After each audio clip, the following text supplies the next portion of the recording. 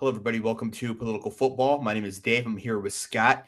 No Cleve this week as the government shutdown is wreaking havoc on his personal life. So, man, I love the I don't know why I Republicans are in laughed. control of Congress. It always goes so well for the rest of the country. How is it that every time these assholes are in charge of the government shuts down? It's over my pay grade. I don't have a. The answer is because the radical left, like Chuck Schumer, Okay. If you go to the HUD website right now, they're literally blaming the radical left on the website. Yeah, fun times. So Scott and I are going to go over the NFL Week 4 action here, starting with last Thursday night. Seahawks 23, Cardinals 20. Scott, to me, the most important thing in this game is that Marvin Harrison Jr. did it good. It was a tale of two halves, so to speak. NFL media, or whatever you want to call it, has gotten overly reactionary around everything. And in the first half, people were, diving off cliffs. And in the second half, it was like, he's arrived. He's him. Like, it's one game. I know it was slow last year, but he had a good year last year. He wasn't like... Yeah, he was overdrafted in fantasy last year. His season wasn't bad. I think he was overdrafted in fantasy this year, too. He's attached to Kyler Murray. That's the problem. I think that early to mid third round for that profile is fine, because if he puts like CD Lamb had a similar first year, and if you caught CD Lamb second year here, that's a first round pick next year. So I don't think he was going too high in fantasy, but I could see if somebody did not want to take him at that point. I mean, I could see it too. I'm just saying, if you look around like ADP around the players who were taken in where he was taken, it just seems to me like that was putting a lot of faith in A, the offense, and B, the quarterback. And I don't know. Does anybody really know what to make of Kyler Murray at this point still? He's kind of short. That's it. I mean, he's fast as hell. He's super quick, all that stuff. But I don't know. So, yeah, I thought it was nice to see Marvin Harrison go off in the second half and look the way he did, physically assert himself and all that stuff. But I don't think expecting that on a week-to-week basis is realistic. I think you're just going to be disappointed. Well, it was very clear that he was dealing with some sort of confidence issue with the way he reacted to Mawson for the touchdown. It's clear that he knew something was off, and he did catch that ball with his hands, like we had been saying last week that he needed to do to get back on track. Yeah. He's got a little underhanded catch problem. Like, go catch the ball like this, not, Yep. But I'm not going to be advising Marvin Harrison on how to catch a football. Okay. Okay. Well, I will catch it Knock like yourself this. Out. What I'm not going to do is advise Marvin Harrison Sr. how to run a car wash. Seahawks win 23-20, walk-off field goals, time expired. So they sneak out of there with a win. And the Rams are going to run away with that division. All right. Steelers 24, the Vikings 21. This game was in Dublin. Scott, did you get up and watch the game? Yeah, I did. I did, because I made 190 lineups for it just to wake up 10 minutes for kickoff and find out Jaylen Warren was out. Did you get it all substituted? Can you mass substitute guys like that, or is it just impossible? You can, but it's not the best idea. So do you think I just substituted Warren for Kenneth Gainwell everywhere, or did I split between Gainwell and Caleb Johnson? I would imagine you split between both of them, and you're more frustrated and angry at Caleb Johnson today than you were a week ago. Caleb Johnson sucks. Okay. Caleb Johnson is a bust. I'm calling it right now. Future Arlington Renegade. He's the first official bust from this draft class. Okay. It's early, but all right. Bishop Sankey thinks Caleb Johnson is a horrible football player. Okay. We're good. Caleb Johnson might still be okay, but he ain't okay right now. He needs some more seasoning at the very least. Jake saying, can Dave and Scott argue this episode is emotionally charged as a group chat? So here's the thing. Arguing about tight end projections is not emotionally charged. I can have emotionally charged arguments. Arguing about the projections between Cole Kmet and Brenton Strange is not going to be emotionally charged. It's really hard, as evidenced by that multiple hour display of nonsense, to communicate some of that stuff on text. It just is. It is. It really is. Yeah, it is. It can be too, especially when, like, so the argument for the listeners was, we're not going to do this again. No, just real quick. Scott said before the slate on Sunday that Cole Kmet was a free square. I said I don't think that's true, but let me go check some sims and whatnot. I checked the sims. Sims confirmed what I had thought before, which is basically that even though Cole Kmet would see more targets in this game, because he's not good at catching them downfield, Brenton Strange remained the best 3K tight end or whatever. Cole Kmet did see more targets, as Scott predicted he would. Brenton Strange did outscore Cole Kmet, as I and the Sims predicted would happen. And so then from there, we got into the argument about which is better, more targets or more efficiency, basically, is what the argument came down to. But what it really was... That was never what I was arguing. That was your correct. Argument. I was never arguing that. Right. But the argument really comes down to Cole Kmet was actually never really in play on Sunday for various reasons. But it's hard for two nerds to argue about numbers over text, is what it comes down to. For the way the Raiders play primarily zone coverage at like triple the rate, specifically is like cover 3. The only way you beat that is in the flats and up the seams, period. Mm-hmm. That's it. Yes. That's it. That's the whole argument. Yes.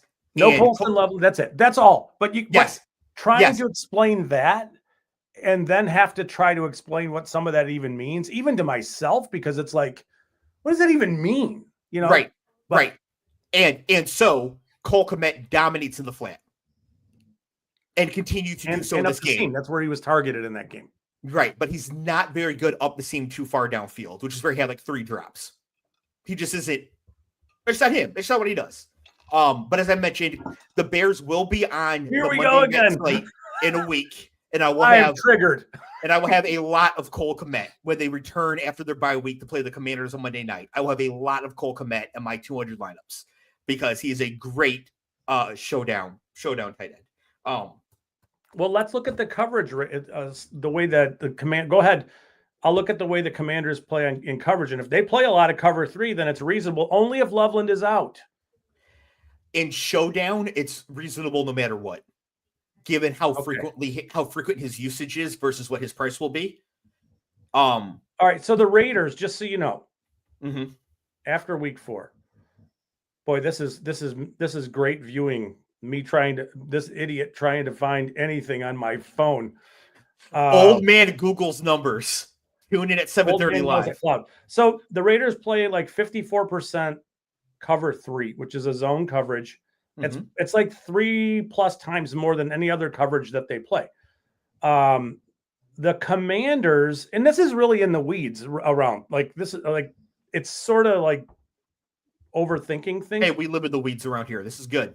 The Commanders play 28% cover 3, 27% cover 1, which is a man kind of a thing. So it's not quite the Raiders, but regardless. And the thing is, everything you're saying is correct. Like there's nothing incorrect about what you're saying in any way whatsoever. 2 things. 1, Sims will account for targets given up by the Raiders, blah, blah, blah, and all that. And even in man coverage or zone, Cole Kmet is good within 10 yards. And he's good at breaking tackles and running for further yards. He's good at that. He's also very good at blocking, which is why he got paid. So even against the Commanders, I'm very excited to play Cole Kmet in a showdown slate. It's a terrible idea. Moving on. I was honestly surprised that he did not even show up on the afternoon only slate in anything. I honestly thought, okay, on the afternoon slate, I'm rocking with Scott. We're going to play a lot of Cole Kmet, and he still didn't show up. And that's where I was actually a little concerned. But Brenton Strange did. You know what? If I could reach through the computer all the way out to California and strangle Jake right now, I would. Jacob. Feel free to. Whoa. There goes the desk. I knew that was coming. Jake. So anyways, there was a game in Dublin the Steelers won. Carson Wentz got sacked 6 times for 48 yards lost. DK Metcalf can still run if somebody puts the ball on him. So that was a cool play, but it's interesting watching. It was interesting watching Wentz in that offense. I don't know why, but he got locked onto Jalen Naylor a lot in that matchup. It was weird. I don't know if he was getting if he was locked onto his first read, which doesn't make any sense. That your first read wouldn't be Jefferson or Jordan Addison coming back from suspension. Yeah. It's confusing. I know. I mean, I know they both had reasonably good games. Addison didn't have a bunch of targets, but that was just, I don't know. It was not a great football game. Well, the thing is, the Steelers play a lot of cover 17, which is a man zone bump and run press off coverage. And in that, the wide receiver 4 will be open a lot more as a first read target. Oh, here we go. What did you think of Mike Tomlin's performance, his decision-making at the end of that game? That was so nuts. I have never really thought that highly of Mike Tomlin's decision-making. I was watching it thinking of you, thinking about what you were saying to the TV. Yeah, I was not a huge fan, and I feel like if Mike Tomlin didn't have 3 Hall of Fame players at once, he is basically Lovie Smith. At the end of the game, they go for it on 4th and 1 on their second to last possession, and then they get stopped. So then Minnesota, they're up 24-14. I hope I get this right. And then Minnesota drives it 98, 99 yards, whatever it was, and scores. Now it's 24-21. Pittsburgh's up, and they have the opportunity to kick. No, not kick a field goal. They have an opportunity to go for it on 4th and 1 from Minnesota's 40-yard line. Mm-hmm. And essentially, if you get a first down, the game is over. There's just no way that Minnesota can stop the clock. Mm-hmm. Instead, he punts. Yeah. Now, again, you're only up 3. And it seemed like the punter was pissed because he punted the ball essentially out of the back of the end zone when it landed. Yeah. So they netted 20 yards. It was bizarre. So they netted 20 yards and now Minnesota didn't have a ton of time, but it's more the premise that you gave them an opportunity. Yes. Right? No, it was horrible all the way around. Mike Tomlin is not that great of a coach in game. I mean, he's actually a horrible in-game coach. So I don't know that they use analytics at all. At all. I'm not sure that the Steelers organization, if we polled all of them collectively, coach, GM, owner, other senior officials, I bet half of them can't even spell analytics. It just doesn't seem. I don't know. It really does seem like I'm not going to hold them to that standard, but you hired Arthur Smith. Yes. So the thing is that analytics is spelled anal whitix. Nice and easy. Anal whitix. You'll never forget it now. No, I won't. Yeah, I've never thought that highly of Mike Tomlin as an England coach. Obviously, great programming. He's Dabo Swinney. I don't think that highly of him. But so I'm not shocked in this game. But no, you cannot give the ball back to the other team and you have a chance to just end the game. Well, especially if you're gonna punt and only net 20 yards, that's a 7 or 8 yard or 8 second play in the NFL. But obviously, it ended up being. Paul says Mike Vrabel is white Mike Tomlin. He raises the team's floor very well. That's true. I mean, Mike Tomlin, he's never great been horrible at dealing with personalities. He is great at dealing with the drama that would be Antonio Brown and all the other stuff that's gone on there for years. Yeah, he's a master at that kind of stuff. I just think that at some point, some of this stuff, some of the very aggressive, smart decisions that teams make, he's not going to make, and there are going to be problems there. Yes. Jake asked if the Steelers are pretenders or contenders this season. The Steelers have not been contenders since the Giants had back-to-back winning seasons. Well, I think they're going to contend to win that division, but get smoked in round 1 of the playoffs. That division's not great. It's not, but at the same time, I don't think their lead over Baltimore is enough. Even with Lamar out for a couple weeks, I still think the Ravens run them down in the end. I don't know, man. That defense is terrible. Baltimore's defense is awful. It's awful. Yeah, it is. It really is. We'll get to them. Yeah. Yeah, we'll get to them. But yeah, Yeah, I guess the Steelers could win this division somehow. Falcons 34, Commanders 27. After being shut out by the Panthers the week before, the Falcons come back, put up 34 points. Bijan Robinson scored a touchdown. Drake London scored a touchdown. Kyle Pitts scored a touchdown. Arthur Smith is no longer on the team. It was a bonanza. Bijan looked awesome. Bijan Robinson, pretty fantastic. He had like a 50-yard catch where he took off like Tyreek Hill down the sideline. He looks great. Yeah, he does. Marcus Mariota played again for this game, for the Commanders of this game. I want to say within 14 microseconds of this game ending, Commanders Twitter officially announced Daniels would be back this week against the Chargers. Yeah, missing McLaurin's a problem too, but maybe he'll be back. Yeah, they did not look good in this game at all. This game was definitely about how good Atlanta looked, and especially in their response to what happened to them last week. And Penix, maybe the game against Carolina was an outlier bad for him, because that was one of the worst games I've seen in a long time from any quarterback. Yeah. And he came back this game and looked way better. He did. And I think the Falcons decided they wanted to play Drake London a little bit out of the slot. Good, smart. Yep. Cool. Darnell Mooney got hurt again in this game, so they really didn't have much choice but to throw the ball to Drake London. And I think Drake London has a chance to finish wide receiver 1 in fantasy this year. Yeah, that defense isn't going to help them. It's going to help him to be fantasy productive for sure. It's going to require some touchdown luck, because Puka will have more catches. Yeah. But if London can beat him by 4 or 5 touchdowns, he can make up for that. Bills 31, Saints 19. Josh Allen accounted for 3 touchdowns in this game. Game was closer than expected until late, but I still never thought the Saints were actually going to win this game. No. Nope. I do have to concede something here, since Jake likes to say I never admit when I'm wrong, and I admit when I'm wrong all the time. I'm just normally right. I was. Oh my God. Well, the thing is, I only really open my mouth to talk about things that I'm knowledgeable about in the first place. I'll admit it when I'm wrong. I'm just never wrong. If we started talking about opera music or like menstrual cycles, yes, I'm going to be wrong a lot. But I don't talk about those things. I don't know what I'm talking about. If we keep the conversation to politics and football, Hilarious.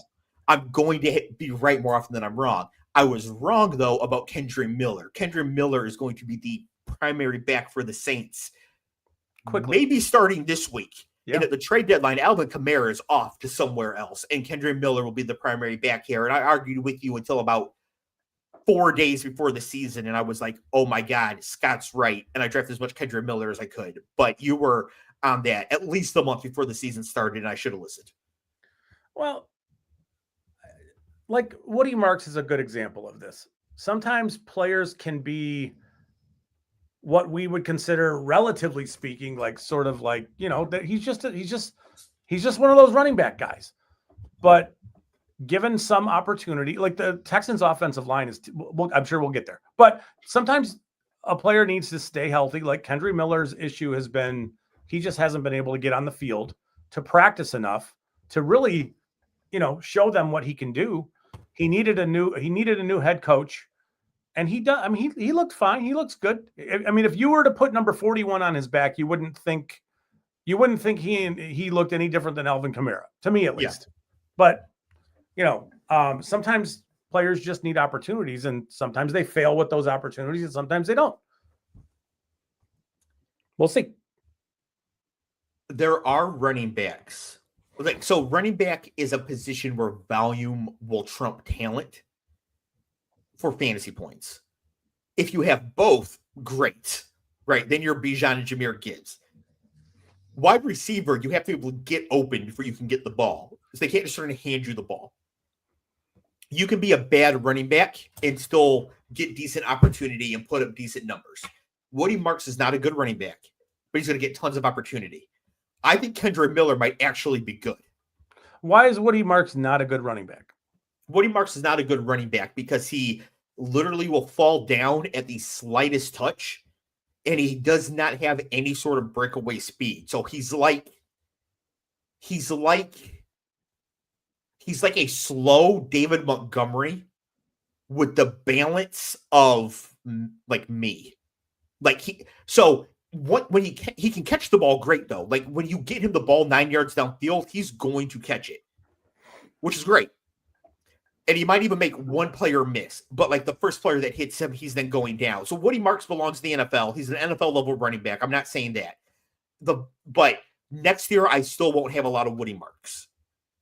I wish I had way more Kendre Miller. Like I think Kendre Miller might actually be a good, talented running back who is about to get that opportunity. For example, if Houston could trade Woody Marks right now for Bayashel Tootin, I bet they would. Because Tootin is better as a running back, and if he got the same opportunity, would probably be doing even more with it. So, but Marks has got that backfield to himself. But I think Kendre Miller is actually, like, I think Kendre Miller and David Montgomery are very similar, and not just because both were number 5. So, not to get into the weeds, but I think playing running back's a lot more difficult than we both are making it right now. I think you have to have really good vision. You have to have a strong understanding of blocking assignments, patience, all that stuff. I want to be very clear. I'm not saying playing running back is easy. I'm saying that you don't have to be good at doing it in order to get volume like you do at wide receiver. Because at receiver, if you can't get open, they won't throw you the ball. No matter, like when the 49ers take the field this week and they only have MVS and Kendrick Bourne and some other dust ball, CMC's going to get 27 receptions because those other dudes aren't going to get open. But if the 49ers only running back was me, I'm still getting 12 touches because like you just have to give the running back the ball sometimes. Yeah. So that's my argument. I'm not saying that it's easy per se. I'm saying that it's easier that you can be bad at being a running back and still get decent numbers, opportunity, and volume. Well, you certainly get opportunity, and volume, yes, but being productive is a different thing. But whatever. But I understand what you're saying. We're good. Yeah. Lions 34, the Browns 10. I mean, the Browns just no hope in this game whatsoever. And then Khalif Raymond houses a long punt return to absolutely seal it. The big news out of this game is that Joe Flacco has been benched and Dylan Gabriel is going to take over as the starting quarterback for the Cleveland Browns. I'm fascinated to see what this is going to look like. I'm fascinated in what week we're going to see Shador. That's kind of where I was going with it too. But I mean, Gabriel's capable. He's just kind of like an undersized, smaller guy. He's athletic. We'll see. They don't have great weapons. I want to say Tillman went to injured reserve. I think I think they put him on IR today. They did. Yeah. Isaiah Bond strikes me as a player that might be interesting going forward. Isaiah Bond is a very interesting waiver wire ad. I did not set my waivers for my dynasty leagues before starting the show. I hope to do that right after. I completely forgot. Do it after. Quinshon Judkins is going to be a problem in the NFL. He's very good. Yep, he is. Yeah, he is. And all that physicality and all that stuff translates immediately. It drips with this guy. Quinshon Judkins looks for the Browns like he looked as a freshman at Ole Miss. It's like he's just the same person. It's just continued on, which is really what you want to see because that's when you can start to get towards superstar range. Yeah, is when you just immediately translate over. Recent player I was wrong about for that, and I was like, oh no, I really screwed up. This one was Devontae Smith. I was like, this dude's too small. He's too light. He's not going to be able to do it. And then he's just blowing by guys in the NFL doing the exact same thing. Yeah. Like, oh crap. Okay. Well, I got that one wrong. One of the tells is when those littler, undersized guys survive at a place like Alabama or thrive at a place like Alabama. I think they'll be okay. Yeah. Yep. Patriots 42, Panthers 13. Ugh. I don't think Bryce Young's end of 2024 might be the aberration. Could be. It is strange how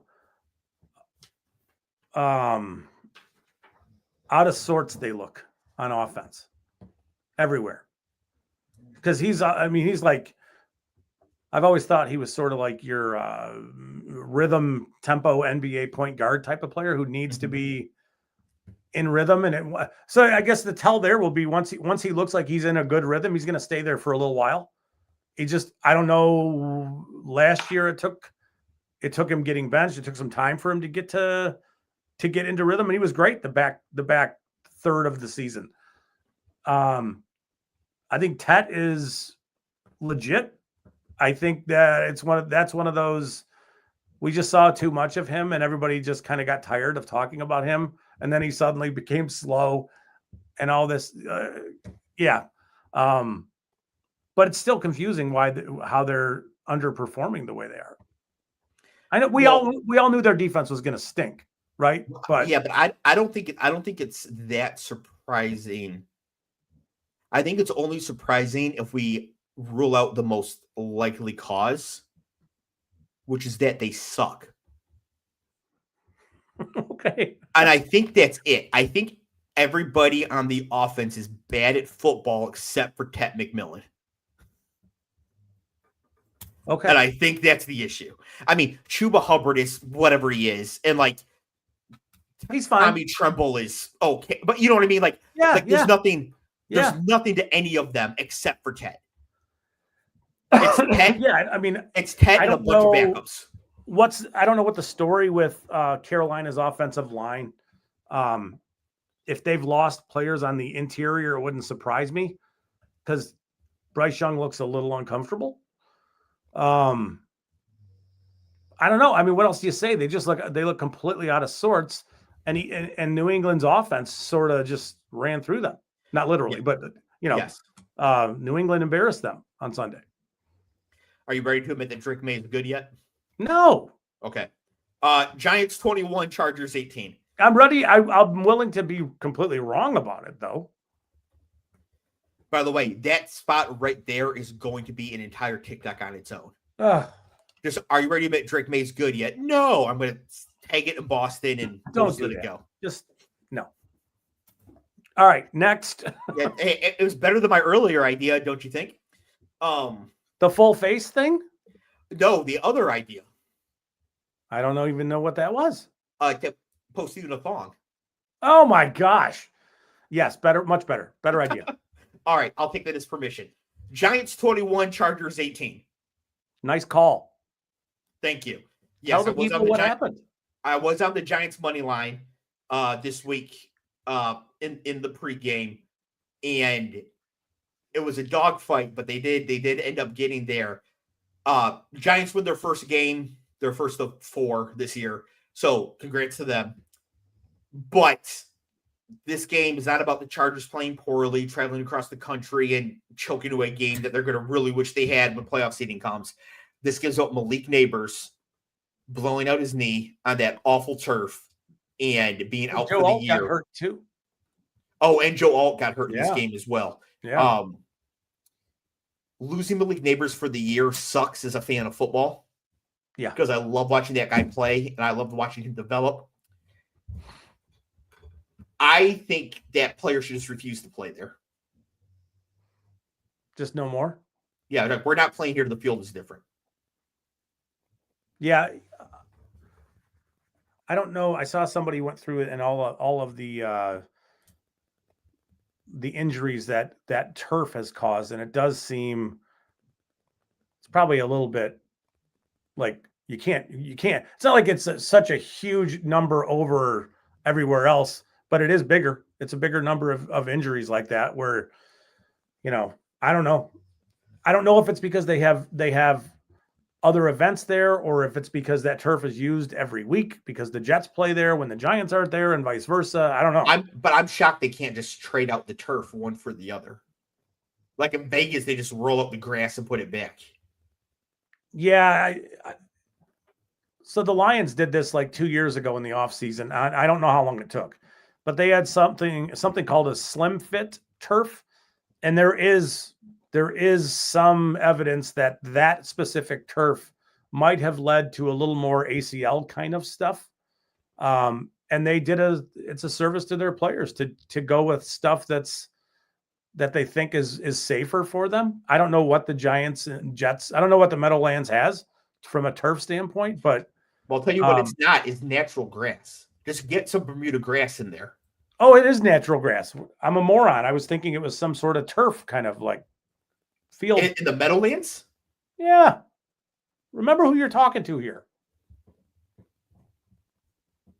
Right? I'm sure you're right. I'm sure you're right. But I don't know what it would be then.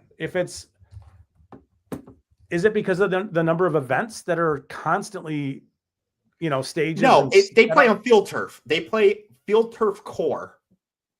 Yeah, they don't play on grass. Say, I can't imagine that it would be natural grass, but that's what I'm saying. They need to put natural grass in there. I don't know how they would be able to manage that and spend more. They have to spend a few dollars to make that happen. Is that possible? Is that something they could do? These billion-dollar franchises? Yeah, I don't know. That Giants owner, I don't think he can find his dick with both hands, a flashlight, and a map. So I don't trust him. And then the Giants owner, is a huge Trump guy and had the worst vaccine during COVID. So yeah, I'm not sure. The Jets owner or the Giants owner? The Jets owner. Yeah, Woody Johnson, right? Yes. So just looking at the turf, they changed it out in 2023 because of player safety and to try to reduce injuries. But before that, it had been a place where people did think, this field is a problem. I mean, it wasn't quite, what the old Washington football team played on. That turf was unreal. Yeah, in RFK, yeah. And the Bears turf isn't always great, but I don't know. To your point, losing Malik Neighbors, he is a rock star in the NFL. Losing him is bad for NFL business. It just is. Yeah. Yeah. Could end up being a blessing in disguise for the Giants, though, if the offense does fall off and they just really do lose a bunch of games because they don't really have a big offensive threat now. But they end up with a better draft pick than they otherwise should have. They get Neighbors back to start the year next year because it happened so early. Yeah. Like it might be like a 2 steps back, 4 steps forward. Yeah. Sort of deal for them as a franchise. Eagles 31, Bucks 25. This game was an absolute blowout until late when the Bucks tried to frantically come back. It didn't work. But the thing I want to bring up here, Scott, is that I made a bet, or I'm going to make a bet for Defensive Rookie of the Year. I'm going to bet Jahad Campbell. Because I think Jahad Campbell is way better than people expect him to be already. And I think he's got a real chance to win Defensive Rookie of the Year. Yeah. It feels like that race is kind of like open at this point in time. He's a reasonable player to if he gets some picks and some turnovers and makes a bunch of tackles and gets some sacks or whatever. Yeah, he could. I think his teammate might be in consideration there too. Makuba, but it feels like it's who's at the top of that race right now, do you think? Abdul Carter. Yeah, I guess. Well, but it's open. It's open. I think Carter is going to be like legit. Yeah. Down the road. Yes. The problem is that this year teams will be able to run the entire second half against the Giants in most games. So he's not getting as many counting stats as you would want, especially because competing with the other good pass rushers on that team. Yeah. Whereas I think Jahad Campbell is great in coverage. He's going to rack up a bunch of tackles, get some sacks, get a couple picks. Once people start knowing his name, it's going to stand out. Yeah. Because as I was asking ChatGPT today for some information on Jahad Campbell, and at first it refused because it thought I was asking for jihad information. Yeah. And I was like, no, that's his real name. I sent an image of him, his photo and his name and everything. And it, gave me the info I was looking for. But but it'll stick out. People are like, oh, I know that name. Yeah. So yeah, I think that's good there. Did the Eagles already there? Eagles are undefeated. Fake tush push was cool. Buccaneers, a lot of injuries going on. Oh yeah, that's true. Yeah, they are down a lot of players. Yeah. Egbuka though continues to look great. Yeah, he looks good. they've just lost so many offensive linemen, and just there's a lot happening there. Yeah.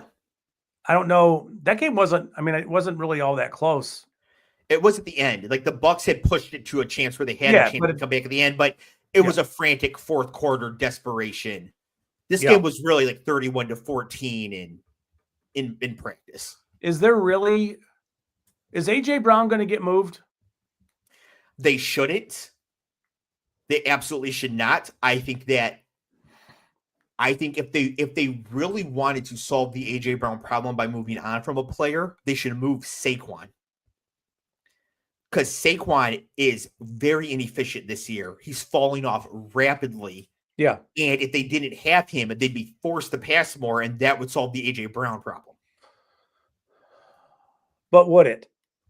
If his happiness is completely dependent on his production, you just won a Super Bowl, dude. Like, and again, I don't totally know what's happening there, but it just seems strange what's going on. Different people are motivated by different factors, and we all like to think we'd be motivated by team success, followed immediately by like our own financial success. And AJ Brown has both. So we're like, why are you mad at all? However, I think something's happening. Yeah, I think people who like rock the Dolce and Gabbana sunglasses like that might be motivated by how they're perceived. Sure. And so winning Super Bowls and having a lot of money are an important part of that. But if you're getting one catch for 3 yards, you're not going to be perceived in the way that you want to be perceived. Maybe he wants to be in the Hall of Fame. He wants to go on a Pro Bowl streak. He wants to have his name up in lights with the greats at the end of his career. And that can't happen with this. Personally, if I was making like $30 million a year in order to win a Super Bowl, you could tell me nothing. You could throw me the ball once a game. I'm fine. But I think I can see why he's still upset here. And especially if he believes the offense would be more efficient if they threw him the ball more. Not just he wants it more, but they would actually do better.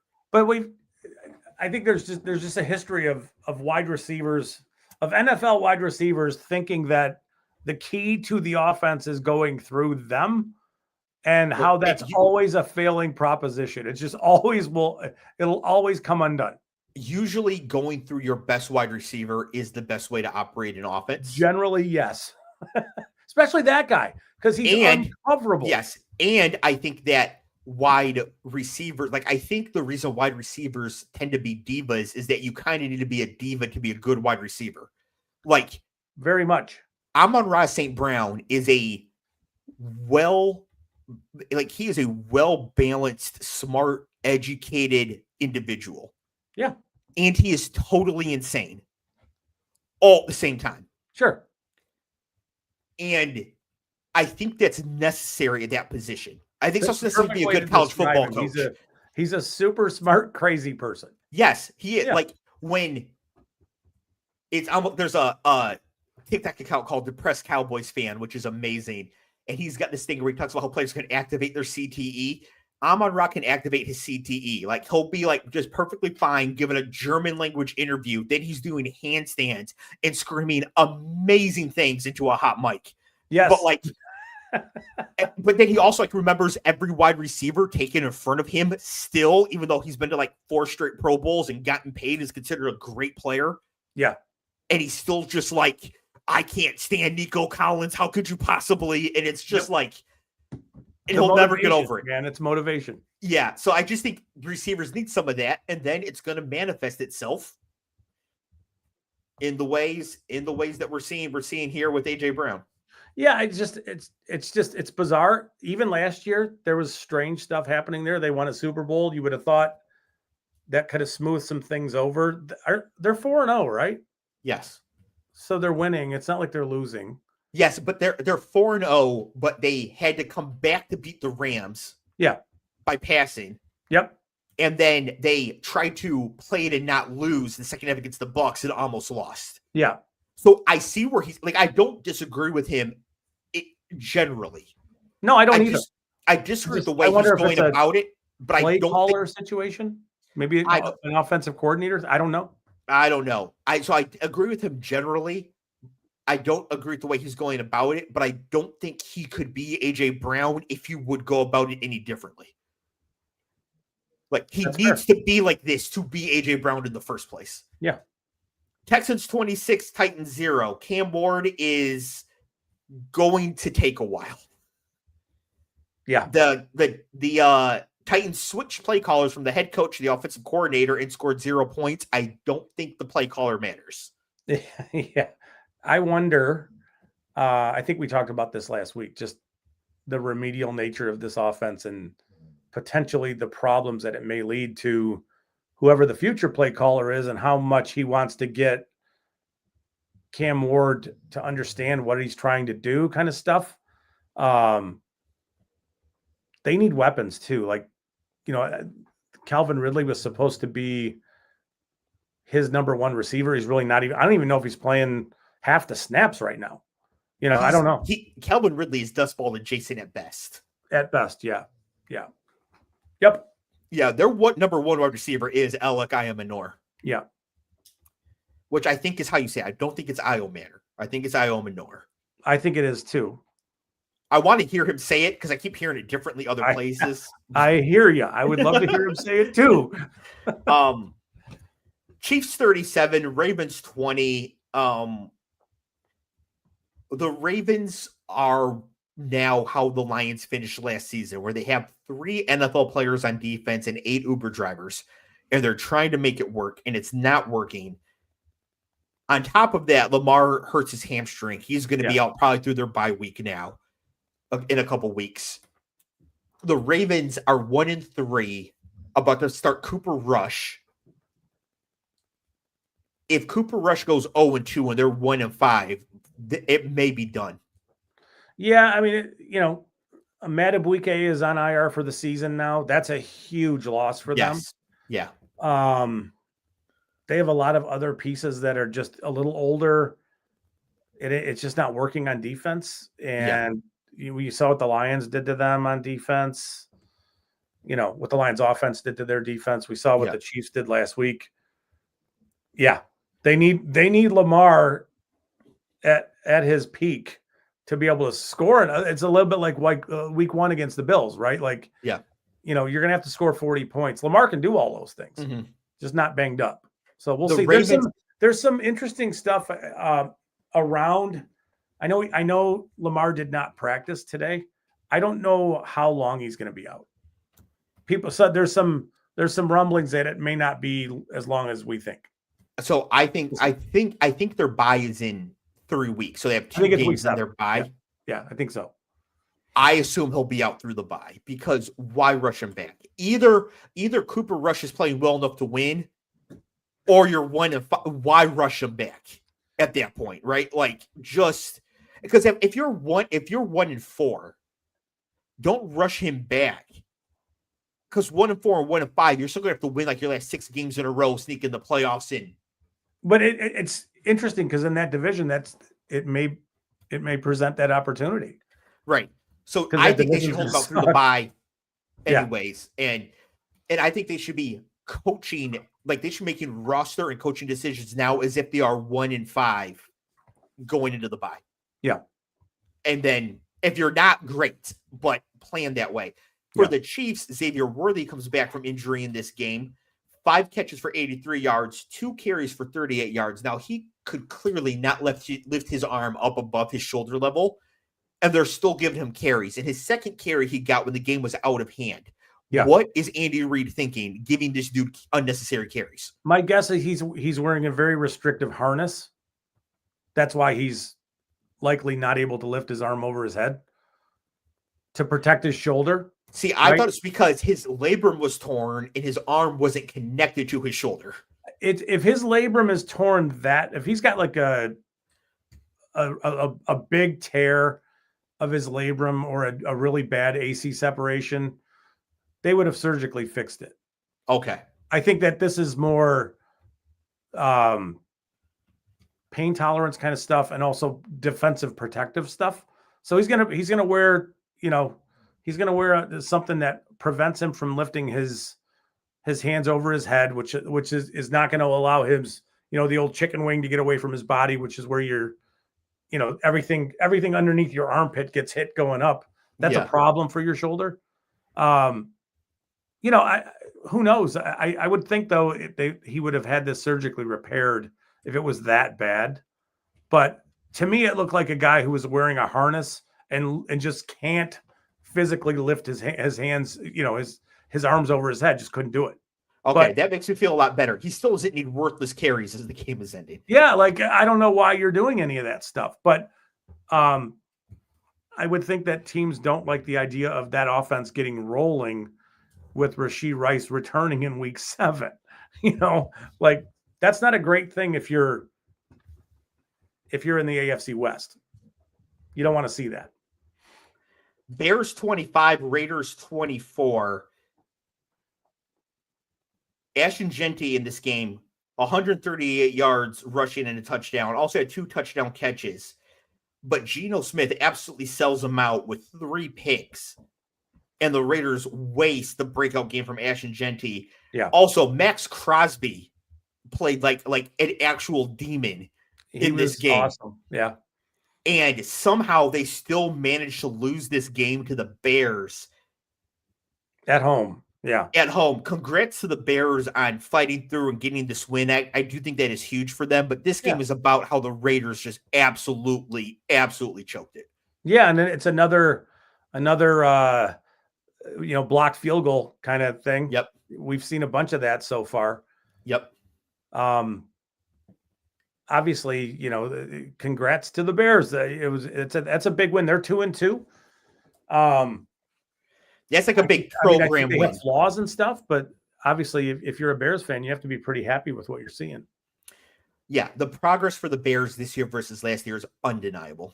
Yeah, like they are just way better. It's just a team, organization, everything. Yeah. Jaguars 26, 49ers 21. I told you the Jags would win 14 games. I don't recall. they are somehow 3-1. Yeah. Which feels like a lie, but don't know how. Yeah, so the Jaguars in this game really win because of a crazy punt return by Parker Washington. An 87-yard punt return was the difference in this game. I think without that huge play, the 49ers would have just got over the line at the end for like a 20-17 sort of win. Yeah. Brock Purdy plays in this game, re-aggravates his turf toe. He's going to miss Thursday night. Ricky Pearsall plays this game, re-aggravates his knee injury. He's going to miss Thursday night. So, Scott, my question for you, this is a rare look-forward question to Thursday. No Pearsall, no Jennings, no Purdy, no Kittle, no Ayuk. Yeah. Here's my thought. No CMC either. Just bench him for a week. Give him 2 bye weeks. You mentioned earlier about him catching a bunch of passes, and I'm thinking to myself, I wonder if Brian Robinson is a sneaky play on Thursday. Oh, he won't be sneaky. No? Because he's probably the 49ers' second best offensive skill player at this point. Yeah. Yeah. I just don't know that there's a scenario where you want to get out and feed, and get McCaffrey 40 touches in this game or 35. You won't have a choice because they're going to be losing. And they don't have a downfield threat. They don't have any pass catching threats. The only player on the team who can reliably get open is Christian McCaffrey. Yeah, but they may have to do what you said, protect themselves from themselves or put him on the bench. If this was a Sunday game, they might have more time to do this. But what about just playing McCaffrey at wide receiver? Just slot receiver all day long. Yeah. Yeah. You're just out there now. You just play wide receiver. Brian Roberts is the running back. Just run slant. Run a slant. I'll get you. I bet you Christian McCaffrey could run at a B- level better all 9 of the base routes. Yeah, I think he could have done that coming into the NFL. Mm-hmm. I think he still could. Ridiculous. Yeah. So, and if your options are Kendrick Bourne, Demarcus Robinson, Marcus Valdes-Scantling, or position switch Christian McCaffrey. So McCaffrey as a slot receiver and Brian Robinson Jr. getting all the heavy workload carries makes some sense. Yeah, you might as well get your best 11 on the field. You only got 4 good ones, but you might as well try something, right? The Jaguars are 3-1. That division is set up to be very interesting. Yeah, between the Colts and the Jaguars. Just like we all thought, right, Dave? Just like we all thought. But again, whoever the winner of this division hosts in the first round is going to destroy them. Mm-hmm. Right. Oh, the Kansas City Chiefs are the wild card this year. They're going to Jacksonville, and the Chiefs win 38-10. Yeah. But the division race between them is going to be fun. Yes. Rams 27, Colts 20. A hilarious game. First, Puka Nacua, 13 catches, 170 yards, 1 touchdown. The guy is unguardable. Yep. And without a doubt, is now makes it a top 4 in the league for wide receivers. It is Jefferson, Chase, Lamb, and Puka. Yeah. He's just unreal. It doesn't really matter what you try to do to defend. It just none of it matters. Nope. He gets open. Yeah. This game had a bunch of hilarious big plays, starting with the game-winning 88-yard touchdown to Tutu Atwell. Yeah. I believe that's a real person. Yep. To Tutu Atwell out of nowhere.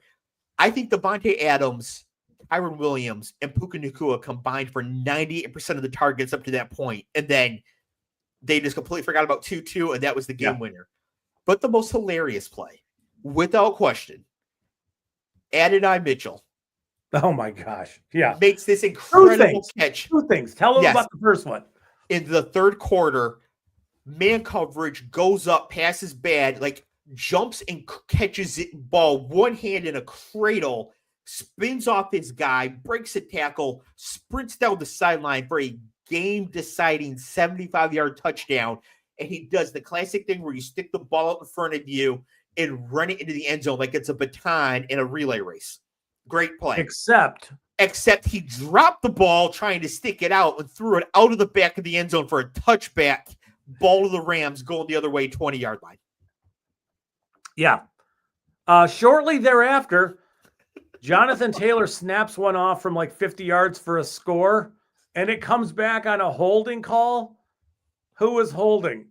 It was Adonai Mitchell. The holding was not necessary to the touchdown, and it only occurred because I think Mitchell on replay, I think he forgot the play call and started, like he took a false step to start and realized he was out of position and panicked to try to get back to his block, ended up holding the guy unnecessarily.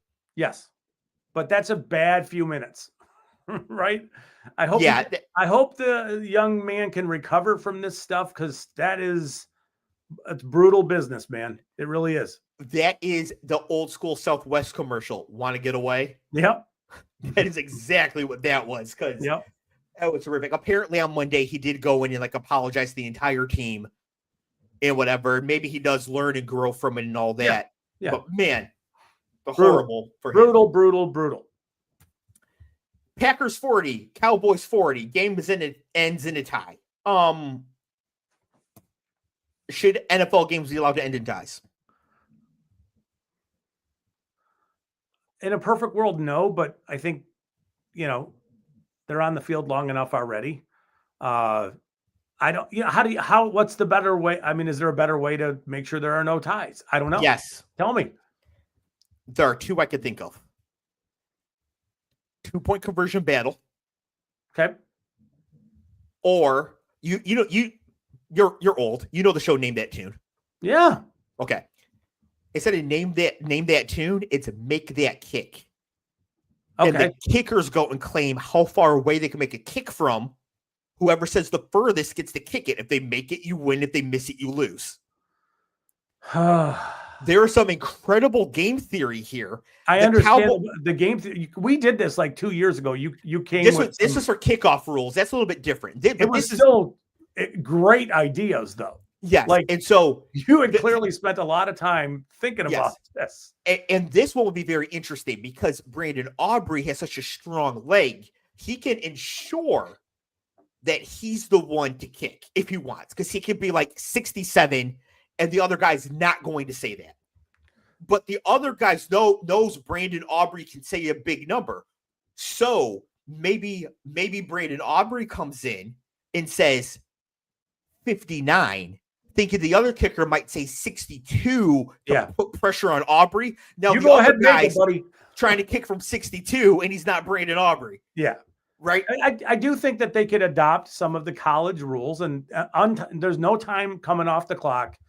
The ball's set up at the 25-yard line. You have an opportunity to get first downs. And make it the 45 in the NFL. Whatever it is, but like force them to go for 2 every time. Yes. You don't get extra points. Go for 2. Yeah. At least it's football in that scenario, as opposed to like a kicking competition. But I don't know. But I think that because this would only happen at the end of overtime, so it would only happen in tied games after overtime, which would only happen as often as there are ties anyways. Oh, yeah. Okay. I got it. In which case, the make that kick thing becomes like a once or twice a season, maybe. Yeah, maybe situation. It'll be so unique, so different, but it's so easy to explain. It's like No Limit Hold'em. It's easy to understand. Once you have to do it, and especially if the kickers don't get to make the decision, the coaches do. Yeah, that'd be even crazier. Yeah, to see that. Because to watch Brian Schottenheimer try to do probabilistic math on behalf of Brandon Aubrey would be great entertainment in and of itself. And